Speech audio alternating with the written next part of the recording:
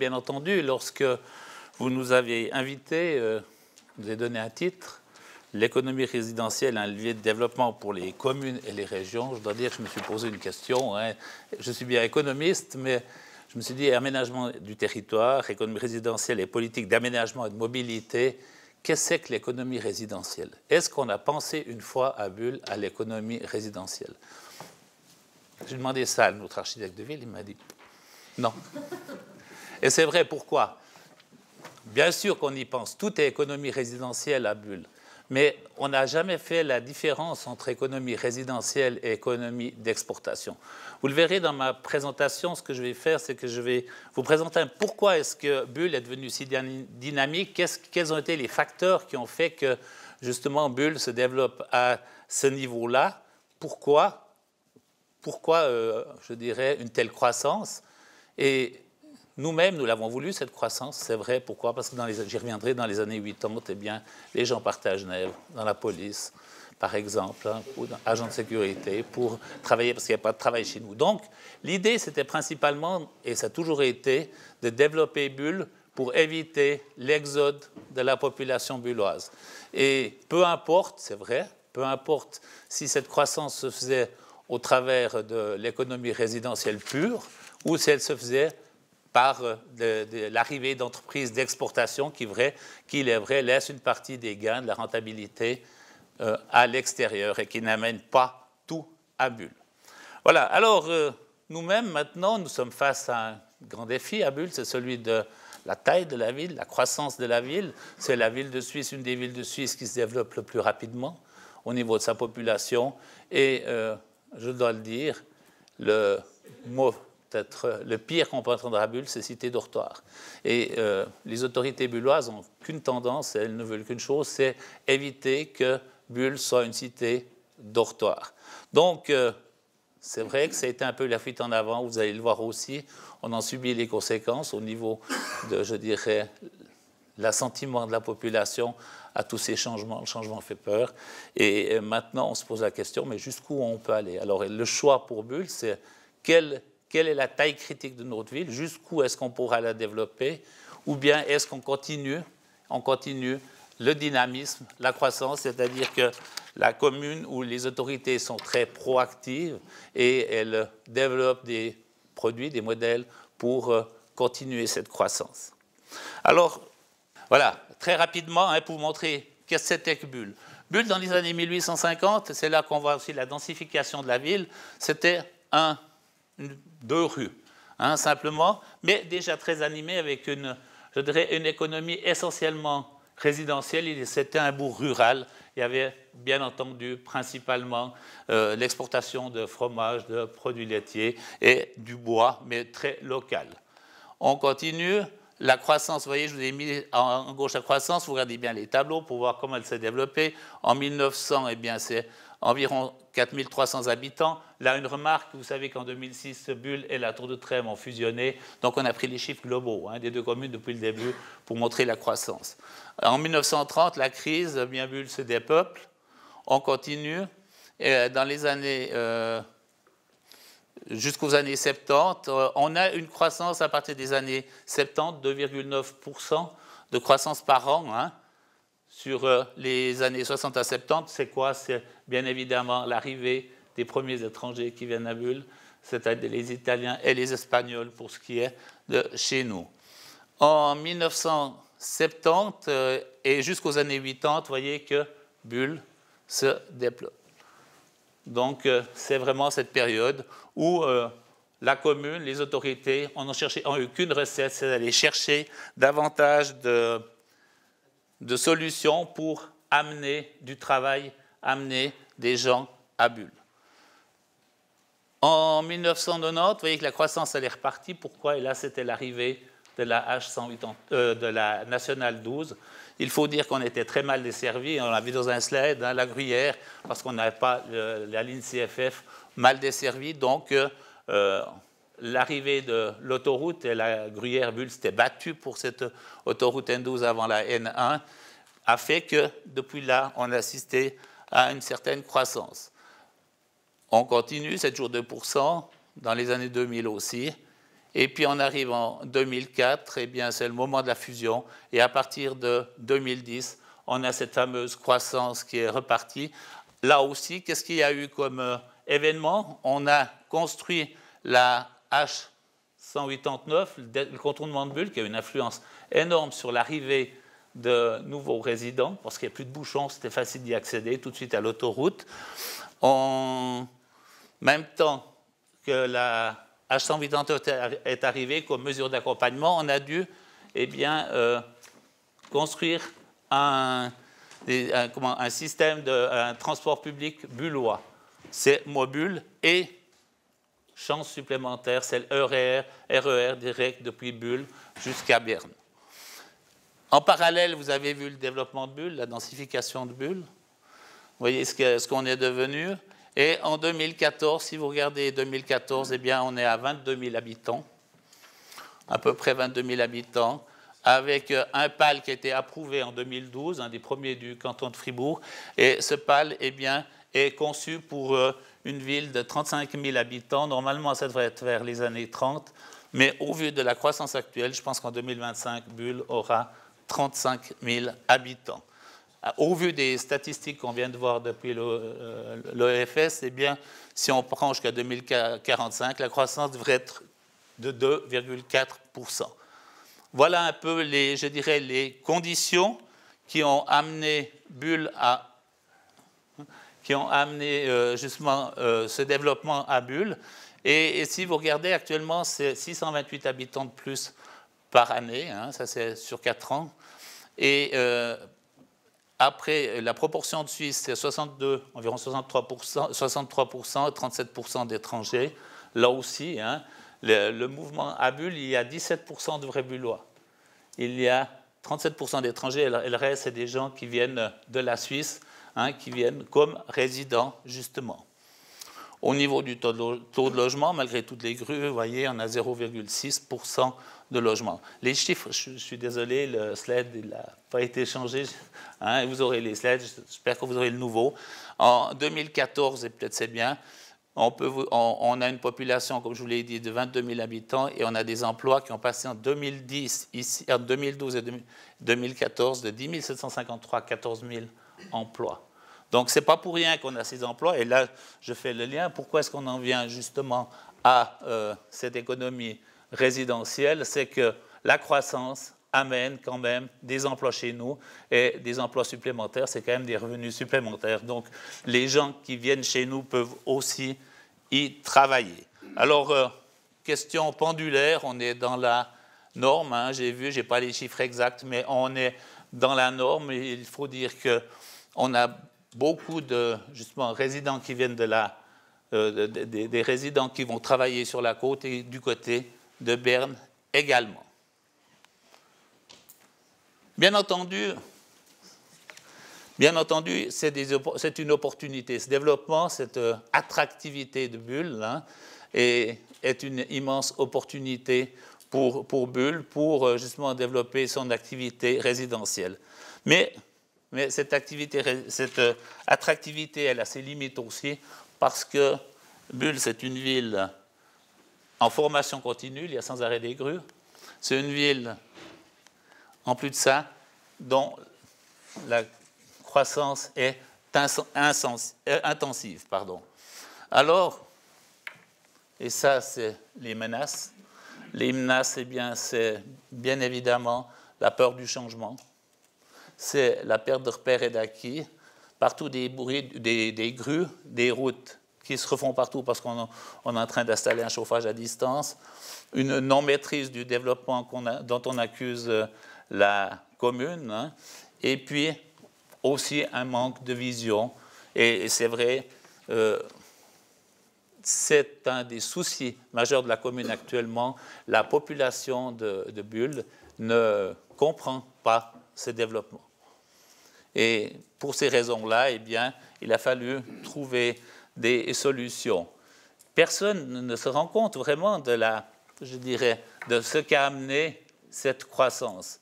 Je vous l'ai dit, on a passé de 10 000 emplois à 14 000 emplois en 3 ans. On a, depuis 2008, doublé les emplois, alors que la population a augmenté, elle, de 22%. Donc, on favorise de ce fait-là, par la croissance, par le dynamisme, je dirais, l'activité résidentielle. On en est arrivé à une solution qui nous a amené à se pencher sur notre futur, sur notre destin. La critique, il faut le dire, simplement, des pétitions, c'est comme dans toutes les villes, des incompréhensions ont fait qu'on a créé une task force l'hiver passé, et de cette task force, eh bien, il en est ressorti un rapport qui nous a été présenté au début de ce mois, et vous avez ici des cartes, je vous ai toujours mis des cartes, excusez-moi, je n'en ai pas parlé à côté, pour information, par exemple.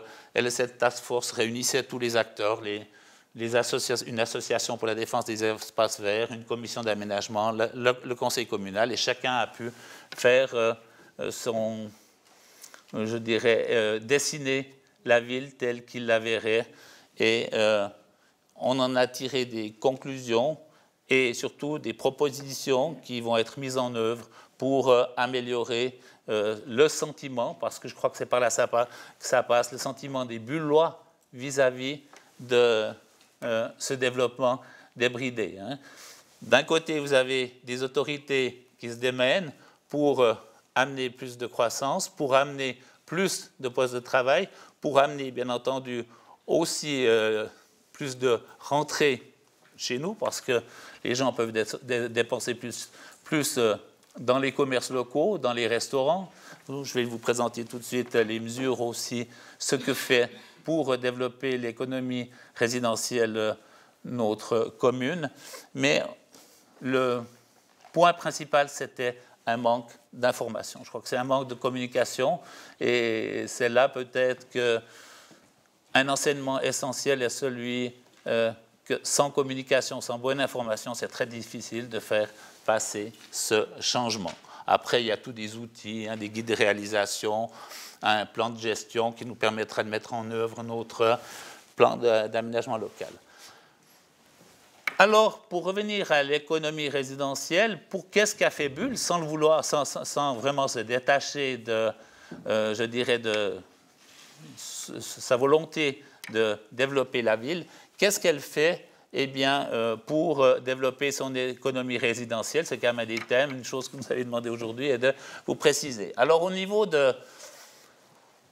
On a d'abord voulu renforcer l'attractivité du centre-ville, parce qu'on a comme partout aussi des commerçants, des restaurateurs, et à l'extérieur, on a des centres commerciaux. Vous connaissez les problèmes, bien entendu, qui sont liés à la mobilité, j'en reviendrai tout à l'heure encore en quelques mots, et je dirais, à la concurrence, au manque d'intérêt des petits commerces dans le centre de la ville. Donc, on a renforcé justement ce centre-ville en remodulant la ville, en laissant tous les restaurateurs et ceux qui viennent à Bull se rendre bien compte la création de nombreuses terrasses. On a aussi agi au niveau justement des restaurateurs et des commerçants en essayant de leur donner davantage de vignettes pour les parkings. On a aussi pour, je dirais, attirer, parce qu'on cherche aussi à attirer la population, pour attirer cette population, on a aussi voulu une attractivité culturelle et sportive à Bull. Et je crois que la ville a beaucoup fait d'efforts au niveau de la culture, de la création de salles de spectacle, de saisons culturelles, pour justement maintenir et offrir à la population ce plus qu'est la culture et le sport. Un exemple, par exemple, moi-même au départ, j'étais syndic de la commune de la Tour de Trême, et quand je suis arrivé, la situation était très délicate. C'était un bourg qui était la Tour de Trême, un village qui n'était vraiment pas développé. Il n'y avait pas de tertiaire dans le village. C'était plutôt des gens qui habitaient pour aller travailler à la chocolaterie de Braux. On a dit plutôt qu'augmenter les impôts. Vu la mauvaise situation financière, on essaie d'y amener de la culture et du sport. On a amené une école secondaire, de la formation. On y a amené aussi une salle de spectacle à la Tour de Trême. C'est ce qui a permis après d'avoir une situation tout à fait différente des services. Un dentiste, un avocat ne voulait pas ouvrir son cabinet à la Tour de Trême, c'était vraiment la commune, je dirais, de deuxième zone, ce qui a beaucoup changé et ce qui a permis la fusion après. Bien entendu, Bulle, c'est aussi une ville très attractive, on est aussi très permissif au niveau de la jeunesse, au niveau de l'attractivité des loisirs, au niveau de, je dirais aussi, de la vie nocturne. Elle est très développée, c'est un plus pour la ville, mais c'est aussi une bonne rentrée, ce sont de bonnes rentrées supplémentaires pour la commune au vu des gens qui y sont indirectement, bien entendu, par des rentrées fiscales des gens qui dépensent chez nous. Pour la jeunesse aussi, et Bulle est une ville, je dirais, socialement calme. Je touche du bois. On n'a pas les problèmes d'une ville qui grandit très vite actuellement encore, parce que là, on était très proactif et qu'on prend les mesures, je dirais, préalablement, avant d'avoir le problème. On a créé un centre pour les jeunes. On a aussi ouvert deux postes maintenant de travailleurs sociaux hors mur. On participe à un groupe qui s'appelle Bulle Sympa, Ville Sympa, hein, où on va vers les gens. Et tout ça mène, je dirais, aussi du calme et favorise le fait que les gens restent chez nous. Bien évidemment, encore au niveau de la formation, aussi, là, on a beaucoup fait. On a attiré Glion, hein, une école hôtelière, qui nous amène qu'il y a 800 personnes 800 habitants supplémentaires sur 10 mois par année. Et ce sont des gens aussi qui favorisent largement, très largement l'économie résidentielle et je dirais que la population ne s'en rend pas forcément compte. Voilà 4 exemples. Par exemple, alors au niveau aussi justement d'action qu'on mène pour justement favoriser cette économie résidentielle. Il y a, par rapport, je dirais, aux aînés, on a acquis un bâtiment au centre-ville, une école catholique où il y avait des sœurs. Et là, on va au centre-ville aussi développer des appartements pour seniors au plein centre de la ville. Hein. Ça, c'est par rapport au patrimoine. Regardez en bas, on a des immenses jardins, on a lancé un MEP, un mandat d'études parallèle maintenant, justement pour aussi augmenter la qualité de ville, maintenir la qualité de ville, je dirais, et de faire de tous ces parcs au fond de la ville, qui sont du côté près de Boulaire, bien en faire des parcs à thème, on appellera ça les jardins de la cité. Bien évidemment, aussi encore un grand changement, ce sera la gare de Bulle, et là, ce sera des rues piétonnes enfin à Bulle, parce que la rue principale, la grande rue, ne se prête pas spécialement à, je dirais, à être piétonne. Elle a beaucoup d'opposition, mais comme partout avec les commerçants et les restaurateurs. Mais là, ça va être un remodelage complet de la ville. La gare va être déplacée de 200 mètres et on va rejoindre par une zone piétonne le centre historique de la ville. Ce sera 2500 habitants supplémentaires dans les 15 ans qui viennent. Alors, pour conclure, je dirais simplement, eh bien, je reprendrai une phrase de Michel Ragon, hein, qui est un critique et historien de l'art et de l'architecture, qui disait, eh bien, une ville, c'est un peu comme un jeune adolescent. Une ville, eh bien, elle suscite l'espoir, le dégoût et la haine. Il y a beaucoup d'espoir chez nous, c'est clair. Hein. Il y a aussi des gens qui râlent. Mais l'instabilité et, je dirais, ce changement qu'on vit maintenant, eh bien, c'est aussi un gage de vitalité pour la bulle du futur. Donc, c'est vrai qu'une ville, finalement, elle ressemble terriblement à un être humain. Voilà. En conclusion, eh bien, voilà ce que je vous propose. Hein, voilà la ville qu'on a aujourd'hui. Alors, j'avais posé la question, est-ce qu'on doit continuer son développement? À Bulle, on avait un slogan, eh bien, c'était une ville à la campagne, on peut bien s'en rendre compte. Partout où on est à 500 mètres de n'importe quel point, on est soit en forêt, soit à la campagne. Ce dynamisme, eh bien, c'est le fruit de la densification, parce que depuis 30 ans, on n'a pas augmenté, je dirais, le périmètre des zones à construire. Simplement, on construit ce qui est encore libre. Hein. On a un pré emblématique en face du rallye, si vous connaissez, à Bulle, où il y a des vaches. Et ce pré, eh bien, maintenant, il est en construction. Et ça a été, bien entendu, un sujet de discussion, de lettres, je dirais, de lecteurs dans tous les journaux. Hein. Mais il n'empêche que cette ville, eh bien, je crois qu'on peut encore la développer et qu'elle restera tout autant attractive dans la mesure où, justement, les autorités sauront faire de cette ville une ville où il y a la qualité de vie, des services, et en plus de ces services, je dirais, eh bien, une mobilité, ça c'est important, une mobilité qu'on est en train de mettre en place avec un réseau exceptionnel de mobilité douce.